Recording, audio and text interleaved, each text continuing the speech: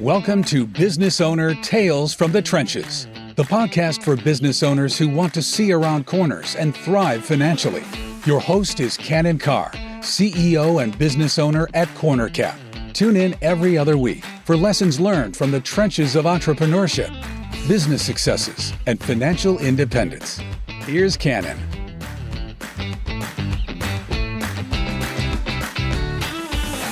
Hello, everyone. Welcome to the show. Cannon, Carr, and Claudia Bettinger here with you. We have a fun conversation today with a new owner of a well-known 25-year-old Atlanta brand with a very loyal following. Today, you're going to hear about why he and his investor group bought the business.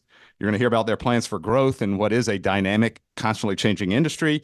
And you'll hear a little bit about his own journey from a corporate advisory role to becoming an owner and operator. Claudia, why don't you tell about our guest today? Today we have Mark Beal on the podcast, and he started in accounting, then pivoted to becoming a wealth manager who's now turned CEO. And he's been at the helm of Instead of Flowers for just over 2 years. Instead of Flowers provides quality meals at the right time, whether you've just had a baby or if there's an illness. Instead of Flowers is the perfect gift for big life events. And CornerCap uses and loves Instead of Flowers. I'm super excited to have Mark tell his story today. It's great. It is fun to be proud of the service and also be able to highlight him on the podcast. Absolutely. Today you're going to hear some great practical insights into acquiring an existing business. But in particular, here are three things to keep in mind. First, listen to Mark's thoughts on timing about when to acquire a business and grow into it and become owner operator. Is there ever an easy time? And you'll hear his thoughts on that. Secondly, listen to his guidance on what improves the success rate in closing a deal between a buyer and a seller. It's such a keen insight that he has and brings to us today. And third, listen how he prioritized his decisions in the first 2 to 3 years of this new role. Where to move fast, where to move slow, what's important to get right along the way. So it's a very practical, fun episode here. Sit back and listen to the episode with Mark Beal. Well, Mark, thanks for joining us on the program. You started out early in your career as I think a credit analyst, and then you went into the financial planning and wealth management business. But did you always have it in your heart or see yourself as an entrepreneur? That's right. My career so far has taken a couple different twists and turns. I actually was an accounting major in college, and I decided before my senior year I didn't want to go into public accounting. So just as you said, banking to wealth management, financial planning to now being an entrepreneur. I did always have it in the back of my mind as something that I aspired to, and that was attractive to me. And I think where that's rooted in really is what I was around growing up. My mom was in banking, and she worked everything from SBA type lending all the way to syndicated deals across different continents. And so I always was around those types of conversations, and we were seeing things and having the conversations around the dinner table, so to speak. Yeah. And then with my dad's career, he spent quite a bit of time in sales and did well there. And then he always aspired to do something on his own. And his circumstances lent itself to becoming a business owner for about the last 15 years of his career. He pursued a franchise model and did that. And so I saw that unique experience as well. So blending the two and growing up, and I just always also had a natural interest in it. That's cool. Well, so Instead of Flowers came along, but had you been looking then kind of in the background to think, what can I get involved with? Or was there something particular that grabbed your attention on that one? That's such a great question. The short answer is no. I was very much going more and more into my financial planning career with my partner there. We worked with a lot of business owners. And so that was always very fun for me. While we're helping with a number of planning things and across the spectrum there, what I always found most exciting and interesting was truly hearing their story of what is their business, what do they do, and how do they do it? And whether it was from an early age or all the way through, that most recent role, it was the big takeaway of people can be wildly successful doing any number of different things, right? When I was little, it was always, are you going to be a doctor or a lawyer, right? So to speak. But as you get older and as you see and experience many more things, sure, you could be a very successful doctor or a lawyer. We worked with someone who was a psychiatrist, ran a solo practice, found a lot of success there personally and professionally. all the way to business owner with a manufacturing type industry who had a couple hundred employees and everything in between. So at that time, it wasn't something that was going to immediately be happening for me, though I did have it in the back of my mind. This opportunity presented itself to us, and you'll hear me say we and us quite a bit today. And the timing was perfect, and we decided to jump at it, and I decided to really take that big leap and have a change of pace completely. Yeah, well, and you said the timing was perfect, and tell us a little bit about that. I mean, was it just in terms of lifestyle, career progression? Why was the timing perfect? It's often not perfect, or it only gets perfect in hindsight. Well, it's funny you say that. If anything, the timing was imperfect. With where we were, me personally, my wife and I had just welcomed our second son to the world 6 days before we closed on the sale. And so, as you can imagine, we were in due diligence and doing all these things leading up to that. And about that time, my mom had also been very sick, and we were dealing with that with her cancer diagnosis. And there was a lot going on there. So combine those two big personal life factors combined with now this big career change. Looking back and in hindsight, it's just like, whoa, how did that all happen? And how did I make it through it, to be perfectly honest with you? But I do believe that timing is everything. And for me personally, my faith being a big thing, I believe that God put me in this position at that specific time for a reason, and had to really come to terms with that and had to really figure it out. But at the same time, I wouldn't change it for anything. So timing is everything, but it's also what you make of it. Right? Yeah. It's never going to be perfect. Well, the way you described it, I would have said, wow, this is probably not the time to do it. But it sounded like you were driven in a certain way, and there was probably something unique about this opportunity. So what did you see? I mean, this is an iconic brand for Atlanta, right? What did you see as the opportunity then, business-wise, but also maybe personally? Yeah, we were longtime customers of Instead of Flowers, and that's really how we got to know this iconic brand, like you said. And we came to lean on it as a go-to gifting option for us, personally and professionally. And that just kind of happened organically. That wasn't the plan starting out with. But the more that we used this brand, the more we got to know what it was about, and ultimately came to know the owner, the more and more we really loved it. And we thought it was such a great idea over the years. And that's what kept us coming back.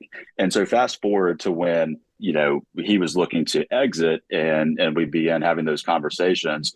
We love the idea of continuing the legacy of this brand and all of the great things that it has done, particularly in the Atlanta community, because that's where it has organically grown, but starting to branch out well beyond that as well. Sure. And so for us, the idea of acquiring this company was really to continue that legacy, to serve more people and help them connect with the people that they care about. That's at the core of what this business is. And of course, we have growth aspirations that surround that. We want to serve more people. We want to do it in a broader geographic reach. We want to do a lot of things. But that was one of the big things that was attractive, is just the niche that we're in, why our customers are our customers. Why do they come to Instead of Flowers? And really, what purpose are we serving? It's much more than just a business, in my opinion. It's about who we serve and how we serve them. Yeah.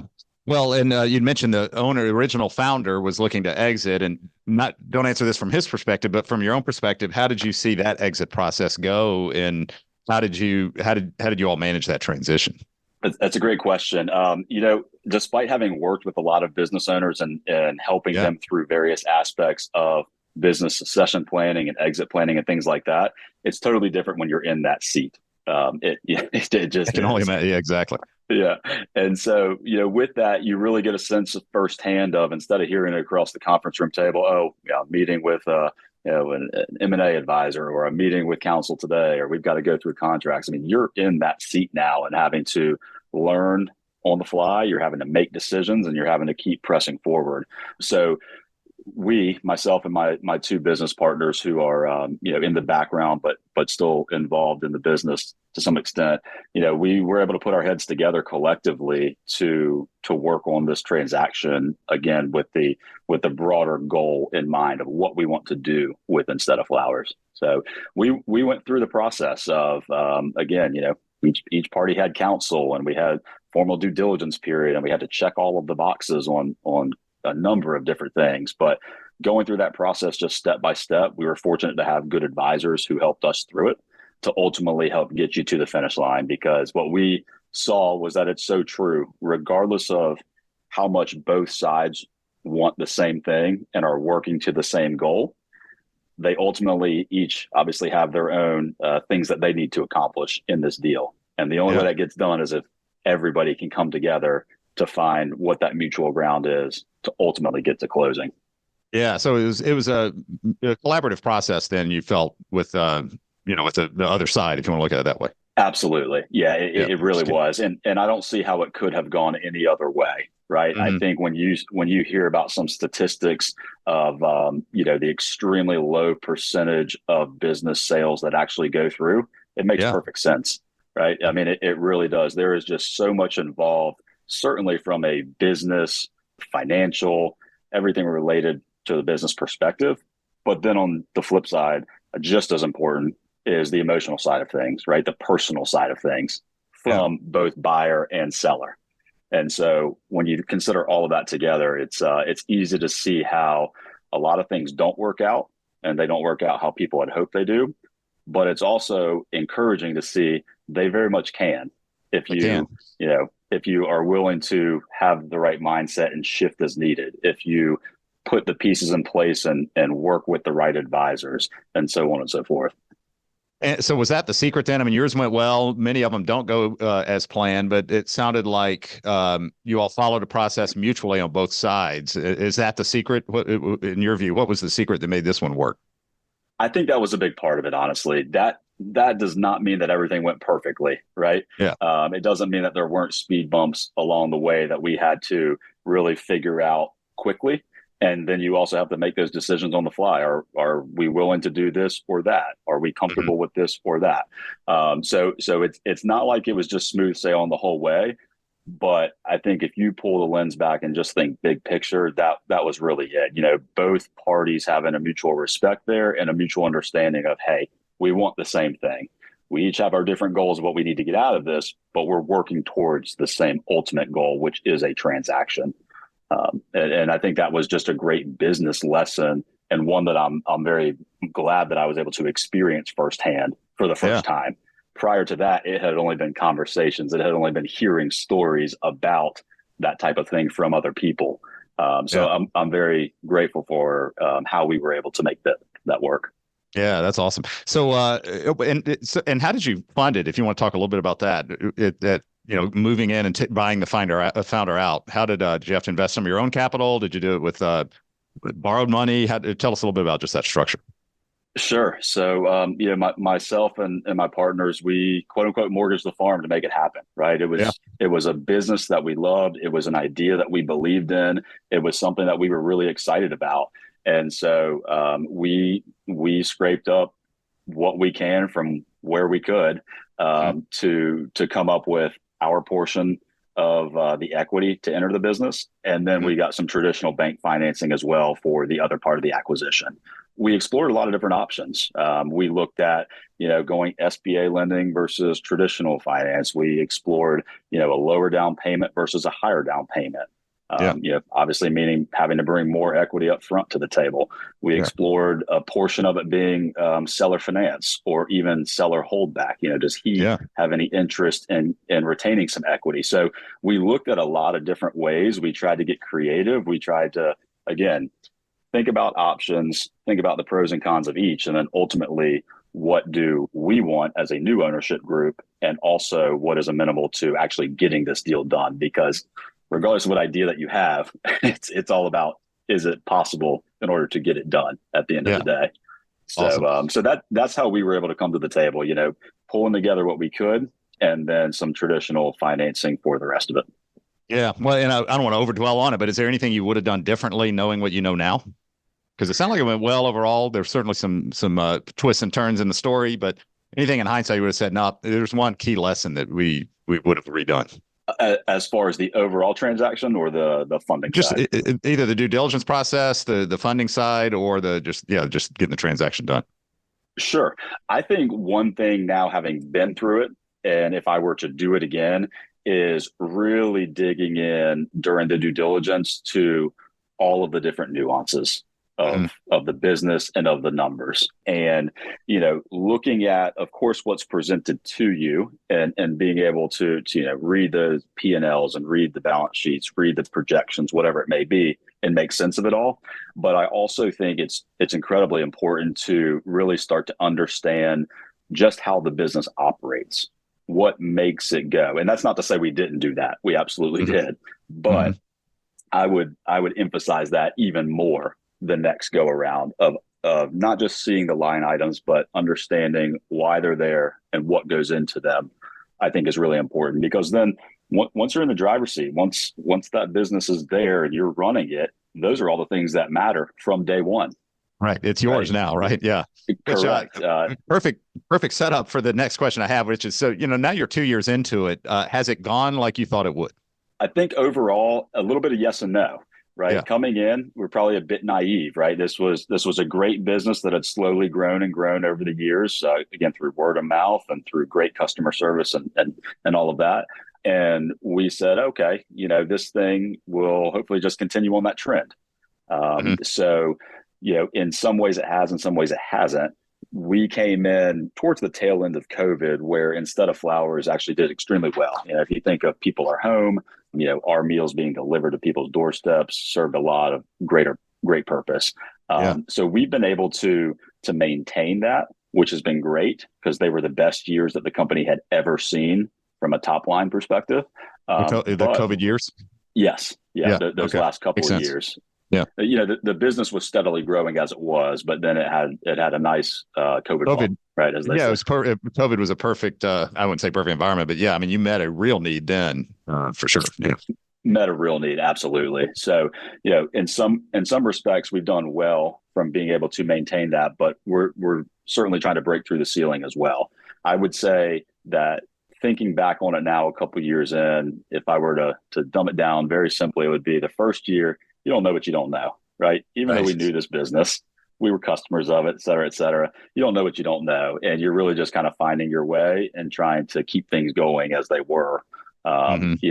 Some things you say, hey, well, we bought this to improve here or to change that. And there's a balancing act of, not disrupting what's working, but trying something new because that was the original intent, or that's why you got into this in the first place.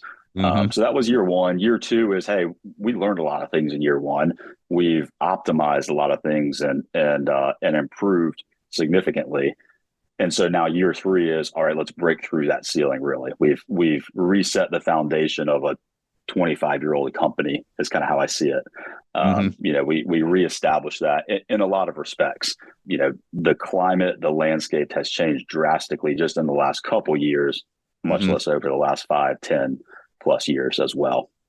So reestablishing that foundation in year two, I think was big, and it's exciting, but it can also be a bit frustrating because you feel like you're doing all of these things. You're very intentional with it. You've got a plan laid out, but at the same time, you have to be patient because some things can and do happen overnight, and some things don't necessarily. And it's about that patience paying off. So really, year one, this is a great point. You didn't look to do any major changes year one, right? You knew that you had to learn the business deeper than any due diligence would ever teach you. And it wasn't really until, if I read right, year three, where you're really starting to lean in and make those changes, you think, respond to the market and create growth. Yeah, I think so. Well, look, year two, we made some pretty substantial changes. As an example, we're essentially an e-commerce business in a lot of respects. And by that, I mean, pretty much all of our business and transactions are done on our website. Our website is our storefront, if you want to think of it that way. So we made the decision to make a significant investment in a new website to provide a better experience for our customer, as well as to provide more efficiencies internally for our team. That was ultimately the goal of it all.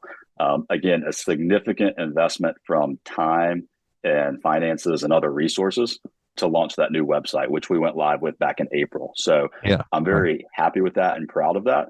But at the same time, that work is not done. Arguably, it won't ever be done. It'll always be a work in process.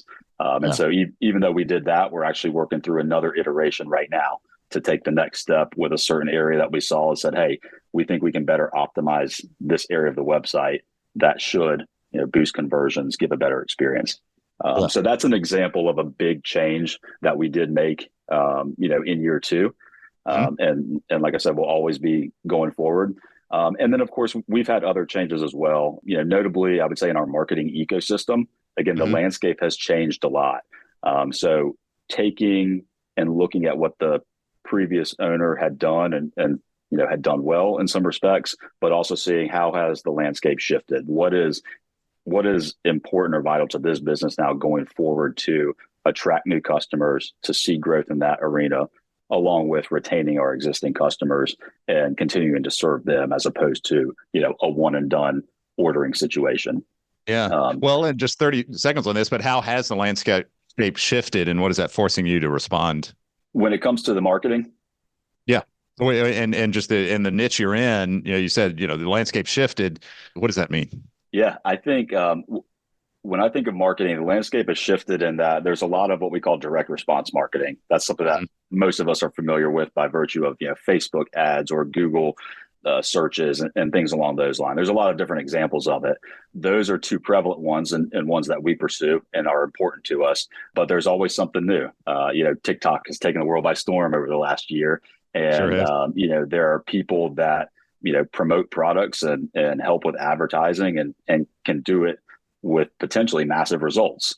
So that's just one example. We've looked at TV advertising, something that we've done in the past over traditional cable networks, but we've also looked at the new landscape that is OTT or over the top advertising, essentially streaming, right? All the different new apps that are out there that people stream on. Well, that presents an opportunity for advertising and potentially better data, things like that.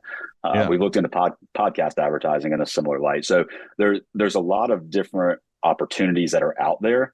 And one of my challenges really is to be in tune for what is out there, what new things are popping up and or what are people having success with, and being open to those ideas and exploring those ideas, but being careful not to get distracted by every little thing that comes across. And that's been a big, learning curve for me, because I've joked with some folks recently, but there's a lot of people that'll tell you how to spend 10 grand on marketing, right? Or 20 grand on marketing. Everybody's got the best thing. And again, they all could potentially be helpful, but working within the confines of your budget and your goals, you've got to start there to, again, explore and understand what's out there, but then tune out the noise and decide, all right, this is what's right for us. Yeah. Oh, it makes sense. I mean, knowing what to say no to, not get distracted by. I mean, I love the phrase, distraction masquerading as an opportunity, right? You definitely want to avoid those things. So that's right. What's the ultimate definition of success for you and for the business as you're now the next generation ownership? Where do you want to take this? What does success look like? Yeah, I think the ultimate definition of success in the near term is continuing to serve more people and serve them even better. We want to create a great experience for our customers. And because most of our business is gifting from one person or party to another, we have two customers with every transaction. We've got someone giving a gift and we've got someone receiving a gift. And success for us day in and day out is making sure that we take care of both of them. We communicate effectively. We are sending and sharing the right messaging at the right time with each of them. And so for us, that looks like, a gift giver wants to know, did my recipient actually receive what I sent them? Okay. That's step one. Ultimately, they want to know, well, did they redeem it at a later time? Or, did they enjoy that meal or is it still outstanding? That type of thing. That helps close the loop for the gift giver. At the same time, the gift recipient may or may not be familiar with Instead of Flowers. So they're potentially seeing something for the first time. They're not really sure what it is. They're potentially not sure how it works. We've got to communicate effectively with them and share, okay, here's what was given to you. Here's how this works. Here's what you do next. So that's success day in and day out, is just building that relationship with those customers, but also helping them, foster that relationship between each other. That's a big part of what we do. That's magic. And then and of course, I've simplified it. It's much easier said than done. There's a lot that goes into that when you're trying to provide a really great, high quality experience, both in the operation side of things, but then of course the product side that actually gets delivered to your door. Success for us long term looks like serving more people and growth in that way. We want to serve more people, of course, in Atlanta and across Georgia, but we have a nationwide reach. And so we want to be able to grow in those other markets because the same people, the same relationships, the same life events exist and occur regardless of where you are. People are having babies in Chicago the same way that they are here. People are celebrating birthdays in Dallas the same way that they are here. People are dealing with grief or surgery recoveries in DC the same way they are here. So we want to grow that reach and serve more people regardless of where they are. And that's what success would look like. Well, and the reason you took on this business, it sounded like you saw the opportunity to scale it up. So that's exactly kind of what you're articulating there. How do you think then about growth over the next 5 years? How do you prioritize it? You don't have to literally say what markets you're thinking about getting into, but how do you prioritize that growth outlook? Yeah, we've looked at a couple different ideas for how we go about that. With our business model, we cook all of our meals made to order, and that's a really big differentiator. They're gourmet restaurant, private chef quality meals. The only difference is they're delivered to your doorstep. And so with how we get those to people is just very quick delivery. We want it to be made for that person, delivered fresh, and then experienced, pretty much right away. So we overnight things to people if they're at a farther distance. And that allows us to reach people pretty much anywhere. If we were to grow, it would look potentially like opening up a few strategic locations to be able to reach people in just a more efficient manner from there, as opposed to from Atlanta. Of course, we can do it from Atlanta. It's all the same regardless. It's all getting there fresh the next day regardless. But growth as we expand into different markets could look like, I guess I would call it satellite locations, if you will, as opposed to brick and mortar in every little city. At this point in time, that's not a part of our growth plan because it's more about serving people where they are at their home, as opposed to having them come in store and having a restaurant type experience. Yeah. Awesome. Well, and then as you look at kind of your role too, like where, what skills, have you used that have worked really well, and where, how do you keep yourself evolving and relevant to leadership of the business, and how do you know when to add additional team members and expand the skill set? I think the biggest thing that I have had to learn and to grow on is really that building a team. I know it's cliche. There's a million business books out there. We've all read quite a few of them. But the thing that is just inherently reinforced day in and day out is the importance of who is on your team. And we're blessed that we have some folks that are relatively new to us, and they've come on and they've come on quick and are great part of our team. And we have some folks that have been there as long as 18 years, which is just remarkable. And of course, it's not always a success story, but as I get deeper into this, it really is about having the processes on the front end to, number one, broadcast who and what you're looking for, but more importantly, have the conversations and be able to identify the talent and really the personality traits of who is going to make a good team member. I think that that's at the core of everything, because if you're spending time hiring and rehiring, training, doing all of that over and over again, that takes time. That takes a lot of energy. That takes a lot of resources. And conversely, when you find that person who just inherently has that within them, it makes everything run so much smoother. I get back to our three core values that we have are to care, be kind, and desire greatness. And when we see that in people and it's inherently who they are, anything else can be learned or taught. Right? But that's when I get most excited, is when you find that person, that's just who they are. It comes through from an initial phone call. It comes through in how you see them interact with anybody else that they come across.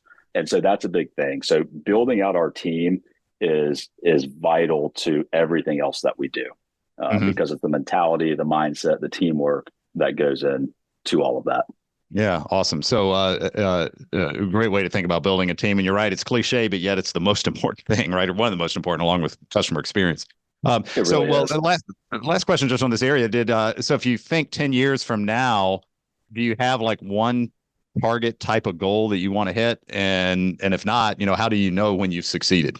Yeah, if I think 10 years from now, we've got a big, hairy, audacious goal, they call it, that Hmm. we set out of $100 million in sales. Of course, that's just a nice round figure Hmm. that far out, but we also think that it's something that's attainable. And we've got different ideas of how we're going to get there. And it includes, of course, our current service offering, but also expanding to help people in other ways, right? We talked about growing in different geographic areas, but it could be that we have our full course meals currently, but what else do people want from us? And we're testing some new products right now. How else can we serve them? Instead of maybe just dinner, would they be interested in breakfast items?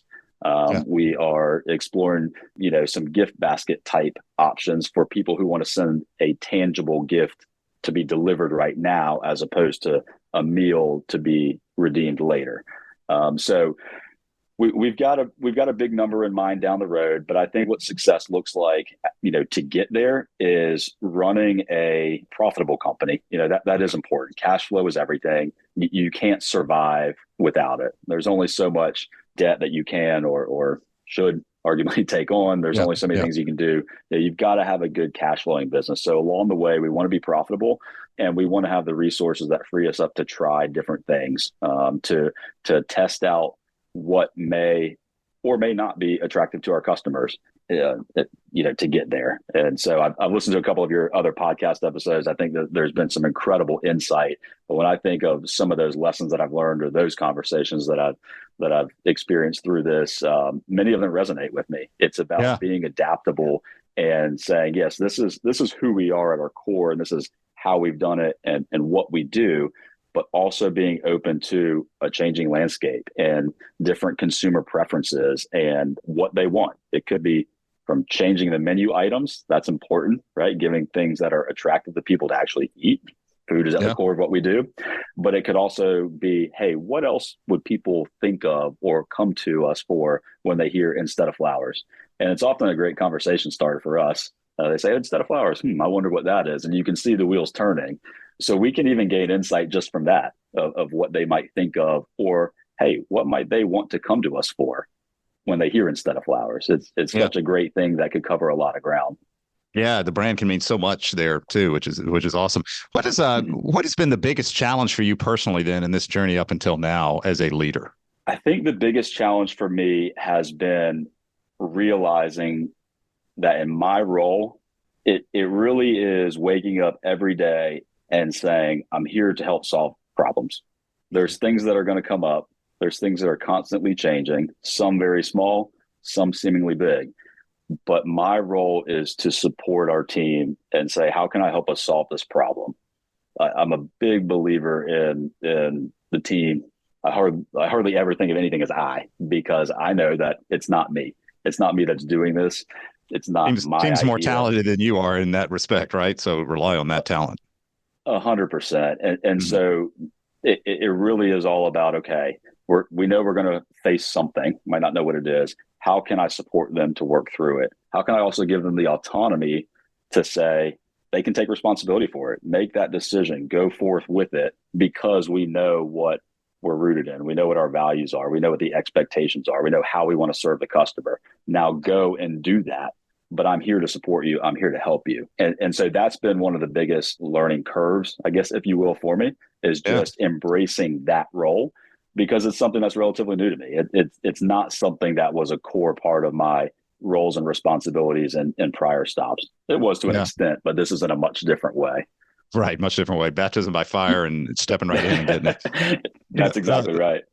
One of the things we do talk about in the show is financial independence, and you're early in the journey. So, we won't dwell on it here, but I am curious, have you been able to pay yourself in some way, or do you find yourself still having to reinvest in the business, or was it substantial enough to where your own personal reinvestment ongoing doesn't have to happen as much? Yeah, great question. I mean, we're fortunate to be in a position to where the business is definitely stable and self-sustaining. And when we as a partnership group got into this and kind of figured out the different puzzle pieces, including me leading this company, that was obviously a part of the conversation. I've got to also put food on the table. I've got to take care of my family.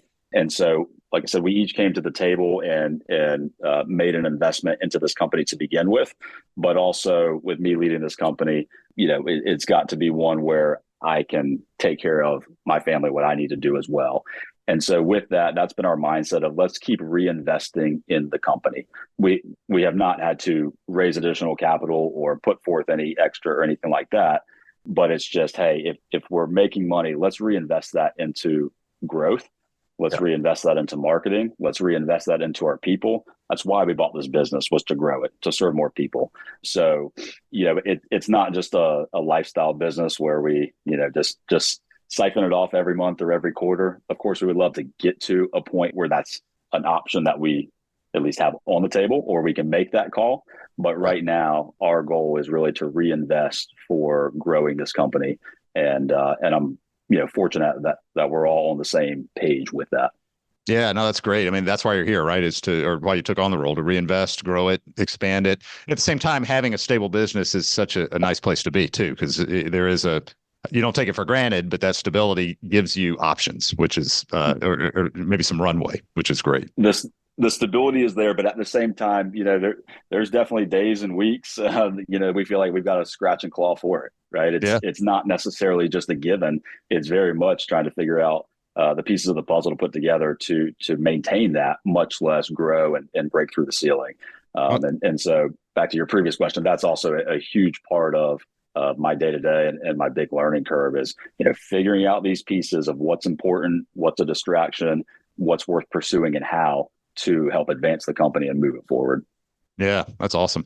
Well, last question for you. This has been awesome. And usually at this point, I ask, what advice would you give to earlier self, or advice to other, whatever? But you're in a unique position because, you started out in the same industry I'm in. We're the wealth advisory practice, advising business owners, and now you're a business owner. So when you look back, what is often missing from the financial advisory world that help a business owner, but they don't understand it or don't get it right now that you've sat in both seats? That's such a fun one, honestly, because I can think back to both roles, right? Exactly. And both very, very unique roles. I'm impressed that you have that question. When I think back to the seat that I was in prior and talking with business owners and helping them, I think I would say it requires an even deeper understanding of their business, right? Mm-hmm. And advisors operate in a lot of different capacities that are all helpful and all productive to that individual. So depending on, how they operate or ultimately what their job with that client is, I would say it's really understanding the business and what makes the business go, because that gives you insight into where that business owner's mindset is. To take a very simple example, you talk about, okay, let's, maximize your 401k this year. Right. Again, just a very basic one. Okay, that's great.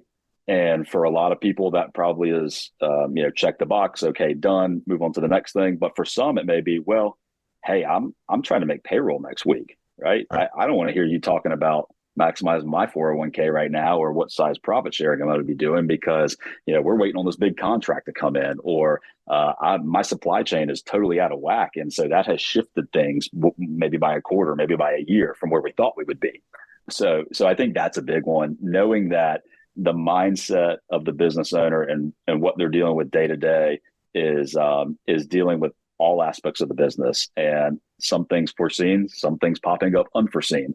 And I think that's also why advisors are so crucial and so important. They play such a vital role because they are there to provide that guidance, provide that financial leadership and wisdom. If anything, being in this entrepreneurial and business ownership position now has only reinforced my idea of why advisors are so important. And the tremendous impact that they can have on people. Mm-hmm. Oh, that's great. Well, that's good to hear too. Appreciate that. But anyway, well, Mark, this has been awesome. I've just loved our conversation, and it'll be fun. We'll have you back on the show in 18 months. See how it continues to unfold. There are a lot of great lessons here today that you've shared, and you're setting up for success, and it's awesome. So thank you, Cannon. Thanks so much for having me. It's been a pleasure. Absolutely. All right, we will talk soon. All right, welcome back. Cannon and Claudia with you here in the studio. Claudia, great episode. Lots of fun insight into that, into what it looks like to become an owner-operator, Right. New to an industry in the first 2 to 3 years. What struck you as interesting in this? I mean, we hear this from entrepreneurs all the time, but he just made some great points about being adaptable and still knowing who you are. I really think that that's a key theme that rings through all of our episodes. And then he also talks about how sometimes opportunities present themselves, but they're just distractions, and trying to stay clear of all of those and navigate it. And I think especially in those first 2 to 3 years as being business owner and CEO, that's especially important. So loved hearing him make those points. Yeah, he talked about seeing all the latest, greatest marketing ideas and all kind of marketing strategies coming to you. I loved how he would prioritize those, right? Like, keeping it within budget and goals, Right. And don't chase stuff because it's so easy to do. We on the program we even joked about opportunities distractions masquerading as opportunities. So that was a fun segment of the program. No, those were great points. Well, we thought we'd maybe highlight 3 other takeaways too for everyone. The first one is on the concept of timing. When is a good time to either become an entrepreneur or to acquire a business, leave what you're doing and start a new thing? What did you think of his timing on this one? Oh my goodness. I mean, in theory, his timing probably couldn't be worse. 6 days after his son is born and his mom was in the hospital, most people probably would have declined the opportunity, but he took it and ran with it and is obviously very successful. Right. And he didn't even seem to regret it, right? He didn't Right. complain on the program. And I think, he even said, almost quote here, timing is everything, but it's also what you make of it. It's never going to be perfect. And I think what he really highlights is, and you're right, those were a lot of distractions. Timing couldn't have been worse, except one thing. His mindset Right. was perfect, right? And in other words, he was at that point in his life when he could accept and persevere and still focus on the business side, the business things he needed to do, while still staying authentic to himself and Right. handling his own life. So I really think it is about mindset. And are you at a point when you can accept those things and move on? Because there are always challenges. So I Yes. just thought that was a neat point. The second thing I thought we'd highlight is just that how we talked about closing a deal and the relationship between the buyer and the seller.